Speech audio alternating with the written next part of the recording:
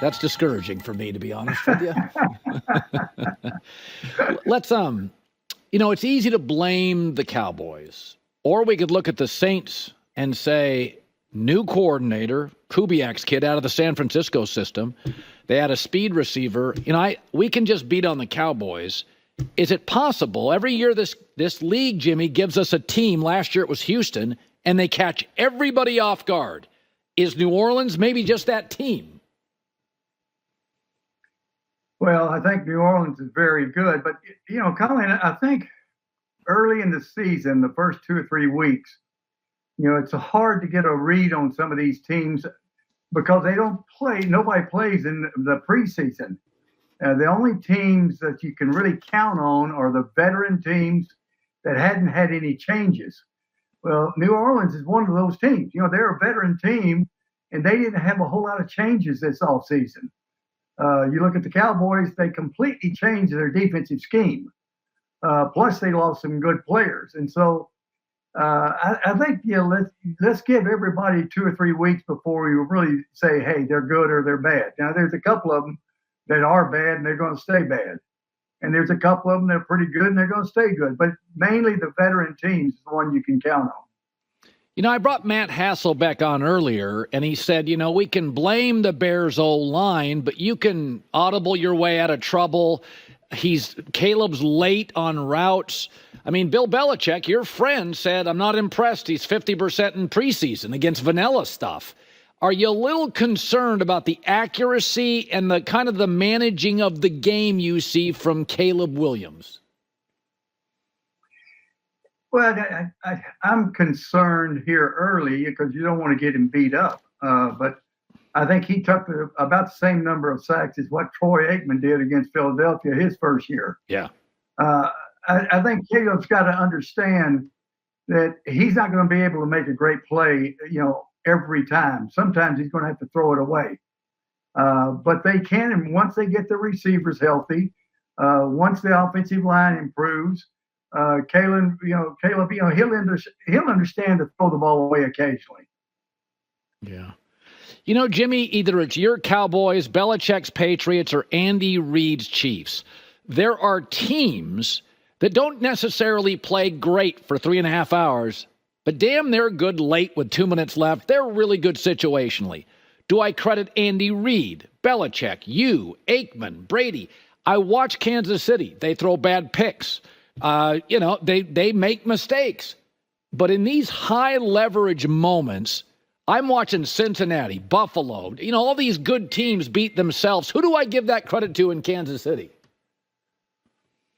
Well, I think the number one coaching aspect in professional football, I say it time and time again, and Howie and Michael Strahan get on my case that they've heard it before. Success in the NFL is not who makes the most great plays. It's who makes the fewest bad plays. And you look at a team that turns the ball over a bunch. Hey, Kansas City nearly got beat because they turned it over. But on the other side, you look at Cincinnati, they had the stupid penalties that cost them the game. Yeah.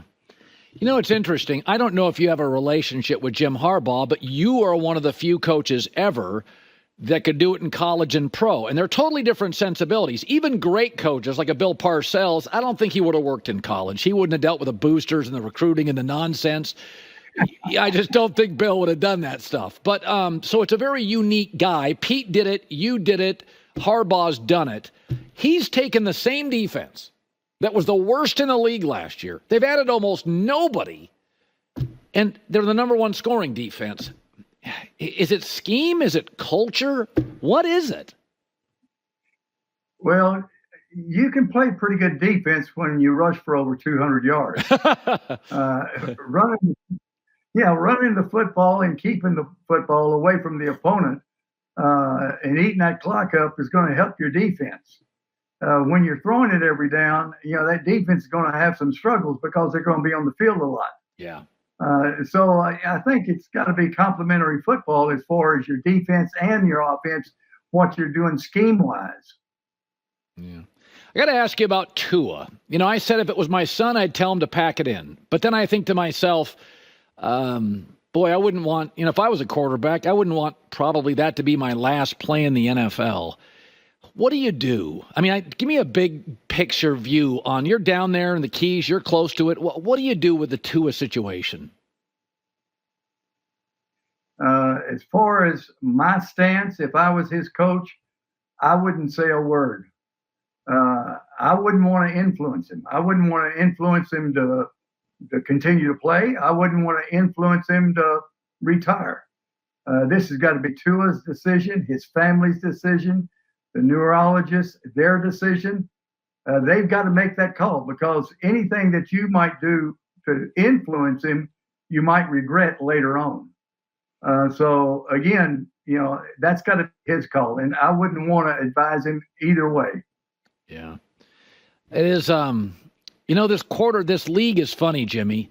If you voted for MVP today, you'd give it to Derek Carr or Sam Darnold or Baker Mayfield. The league, Geno Smith may get a vote. What do you make of all these middling guys on their third and fourth team crushing it? What do you make of it? Well, I think especially with quarterbacks, you've got to have the right coach. You've got to have the right supporting cast. And they've got to have some experience. You can't give up on some of these talented quarterbacks that's this first year or two, or even for some of them, 3 or 4 years. Everybody knew Sam Darnold, he had talent coming out of college. He turned the ball over a bunch in college, but he's got talent. Baker Mayfield, he was the number 1 pick for a reason. Again, they've got to get put in the right situation with the right coach, with the right supporting cast. If they don't have a supporting cast, they're not going to be able to show their talent. Yeah.